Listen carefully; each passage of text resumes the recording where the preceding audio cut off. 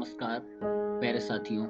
आज हम उत्तर प्रदेश राजस्व लेखपाल के इतिहास के सीरीज का दूसरा पार्ट मगध साम्राज्य का उत्कर्ष हार्यक वंश लेकर के आप लोगों के समक्ष प्रस्तुत हो रहे हैं।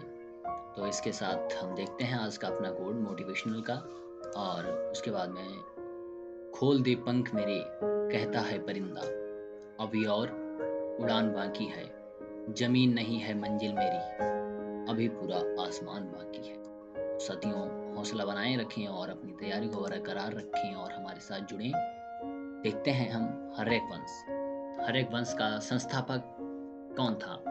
बिंबिसार, तथा इसकी राजधानी गिरिब्रज। बिंबिसार महात्मा बुद्धि के समकालीन था।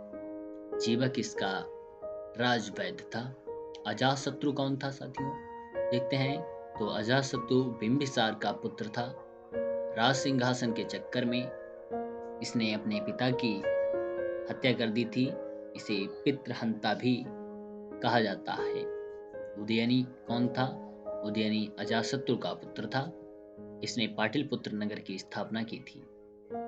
इसके बाद देखते हैं हम कालाशोक कौन था। तो साथियों, कालाशोक शिशुनाग वंश का उत्तराधिकारी था। इसके समय में द्वितीय बौद्ध संगीत का आयोजन वैशाली में हुआ था। नंद वंश की स्थापना किसने की? नंद वंश की स्थापना महापद नंद ने की थी। इसके बाद देखते हैं मौर्य साम्राज्य की तरफ। मौर्य साम्राज्य की स्थापना चंद्रगुप्त मौर्य ने की थी। इंडिका नामक पुस्तक की रचना किसने की थी? तो साथियों, देखते हैं इंडिका नामक पुस्तक की रचना मेगास्थनीज ने की थी। चंद्रगुप्त मौर्य की मृत्यु 298 ईसा पूर्व में हुई थी। बिंदुसार कौन था? बिंदुसार चंद्रगुप्त का पुत्र था। अशोक कौन था? अशोक बिंदुसार का पुत्र था। अशोक ने कलिंग पर आक्रमण कब किया था?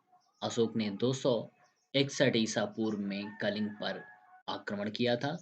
और उसके बाद में देखते हैं अशोक के अभिलेखों को जेम्स प्रिंसेप ने पहली बार 1837 में सफलता प्राप्त की पढ़ने में।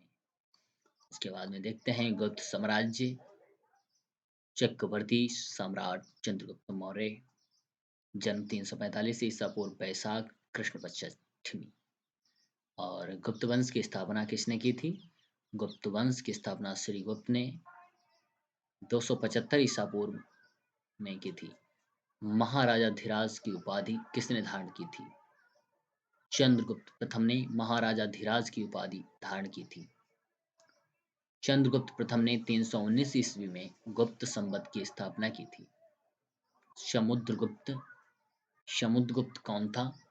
समुद्रगुप्त चंद्रगुप्त का पुत्र था। इसे भारत का नेपोलियन कहा जाता है। इसके बाद देखते हैं हम चंद्रगुप्त विक्रमादित्य के बारे में। इसके शासन काल में गुप्तों की प्रथम राजधानी पाटलिपुत्र तथा वित्तीय राजधानी उदयन थी।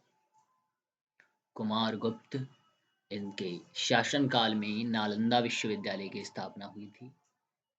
उसके बाद में देखते हैं हम स्कंदगुप्त। स्कंदगुप्त ने मौर्य द्वारा निर्मित सुदर्शन झील का पुनः निर्माण करवाया था। उसके बाद में देखते हैं मध्यकालीन भारत। भारत पर अरब आक्रमण। भारत पर मोहम्मद बिन कासिम ने 712 में पहला आक्रमण किया था। मोहम्मद गोरी ने भारत पर 17 बार आक्रमण किया, जो 1025 ईस्वी का युद्ध था। वह गुजरात के सोमनाथ मंदिर का था, जिसका मेन मकसद था खजाने को लूटना। मोहम्मद गोरी के आक्रमण।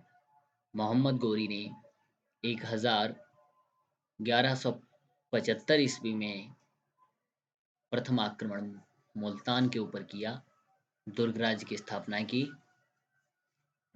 मोहम्मद गोरी 1191 ईस्वी में तराइन के प्रथम युद्ध में पृथ्वीराज चौहान से पराजित हो गया। इसके बाद 1192 में तराइन के द्वितीय युद्ध में पृथ्वीराज चौहान को पराजित कर दिया।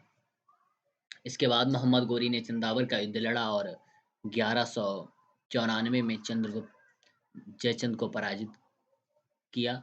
गौरी के सिक्कों पर एक और कलमा तथा दूसरी ओर लक्ष्मी की आकृति अंकित थी। देखते हैं हम एक पिक लगी हुई है, पृथ्वीराज चौहान ने मोहम्मद गोरी को कैसे मारा था।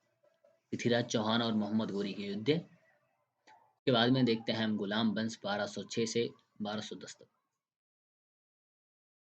गुलाम वंश की स्थापना 1206 ईस्वी में कुतुबुद्दीन ऐबक ने की थी। उसने लाहौर को अपनी राजधानी बनाया था। कुतुबुद्दीन ऐबक ने मलिक बा सिपाह सलाह की उपाधि धारण की थी। कुतुबुद्दीन ऐबक ने कुतुब मीनार की नींव रखवाई। कुतुबुद्दीन ऐबक को लाख बख्श कहा जाता था। दिल्ली सल्तनत का वास्तविक संस्थापक इल्तुतमिश था। तो देखते हैं ये कुतुबुद्दीन ऐबक है। पोलो खेलते समय घोड़े से गिरकर हुई थी इनकी मौत। इसके बाद इल्तुतमिश ने लाहौर की जगह दिल्ली को अपनी राजधानी बनाया। इल्तुतमिश ने चांदी का टाका तथा तांबे का जीतल नामक सिक्का चलाया। और उसके बाद में देखते हैं हम इल्तुतमिश 1210 से 1236 तक इन्होंने शासन किया। और इसके बाद में देखते हैं 1236 में आई थी रजिया सुल्तान। रजिया सुल्तान भारत की प्रथम मुस्लिम महिला शासिका बनी। रजिया सुल्तान ने अल्तुतनिया से विवाह किया, जो एक अस्तवाल का प्रमुख था। 13 अक्टूबर 1240 को रजिया की हत्या डाकुओं ने कैथाल के पास की थी। कैथाल जो कि अब हरियाणा में स्थित है। बलबन 1266 में सुल्तान बना। बलबन ने लौह एवं रक्त नीति का पालन किया था। इसके बाद में हम देखते हैं खिलजी वंश की तरफ। 1290 से 1320 ईस्वी तक चला ये खिलजी वंश। जलालुद्दीन फिरोज शाह खिलजी ने 1290 में खिलजी वंश की स्थापना की थी। उसके बाद में अलाउद्दीन खिलजी ने 1303 ईस्वी में चित्तौड़ के शासक राणा रतन सिंह को पराजित किया।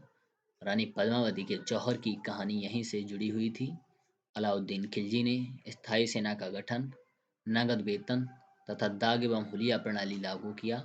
तुगलक वंश तुगलक गयासुद्दीन तुगलक ने तुगलक वंश की स्थापना की 1320 ईस्वी में की थी। वह प्रथम सुल्तान था जिसने डाक व्यवस्था की शुरुआत की। निजामुद्दीन औलिया ने कहा था दिल्ली अभी दूर है। निजामुद्दीन औलिया ने कहा था दिल्ली अभी दूर है। इसके बाद में देखते हैं खिजरा खां ने 1414 ईस्वी में सैयद वंश की स्थापना की। यह तैमूर का सेनापति था। लोदी वंश बहलौल लोदी लोदी वंश का संस्थापक था। उसके बाद में हम देखते हैं सिकंदर लोदी गुलरुखी के उपनाम से कविता लिखता था और उसने मापन का नया पैमाना गजे सिकंदरी की शुरुआत की थी। पानीपत का प्रथम युद्ध 1526 ईस्वी में पानीपत का प्रथम युद्ध 1526 ईस्वी में बाबर ने इब्राहिम लोदी को पराजित कर मुगल वंश की नींव रखी थी। और इसके बाद में साथियों हम अगली सीरीज में मुगल वंश के बारे में आप लोगों को बताएंगे। और आप हमारे साथ जुड़े रहें और बरकरार रहें अपनी पढ़ाई की तरफ और अच्छे से अपने पढ़ाई करें। धन्यवाद साथियों।